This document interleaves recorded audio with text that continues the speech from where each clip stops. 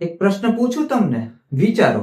તમારા વિરોધીઓ કાવતરું કરી તમને ઝહેર આપી અને નદીમાં ફેંકી દે તો તમારું શું થાય? તમે વિચારશો મૃત્યુ થાય, પણ નહીં, ભીમના જીવનમાં આવું ન થયું. દુર્યોધને મહાભારતમાં એક વખત ઝહેર આપી અને ભીમને ગંગા નદીમાં ફેંકી દીધો. અહીંયા ભીમ નાગલોકમાં પહોંચી ગયો અને ત્યાં એમને એક દિવ્ય પીણું મળ્યું, જેને કારણે ભીમમાં 10,000 હાથીઓની શક્તિ આવી ગઈ અને ભીમ પરત આવી અને અંતે દુર્યોધનનો વધ કરે છે.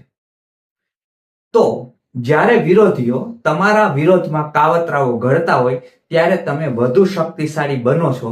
આવો જ કંઈક અદ્ભુત સંદેશ આપતી મહાભારતની આ કથા તમારે વિગતવાર જાણવી હોય તો આ વિડીયોના ડિસ્ક્રિપ્શનમાં મેં ડિટેલ વિડીયોની લિંક આપી છે, જે લિંકને હું કમેન્ટમાં પણ પિન કરી દઉં છું. જુઓ અને જાણો કે વિરોધીઓના કાવતરાની શું અસર થાય છે અને ભીમ કઈ રીતના 10,000 હાથીઓની શક્તિ મેળવે છે. જય શ્રી કૃષ્ણ.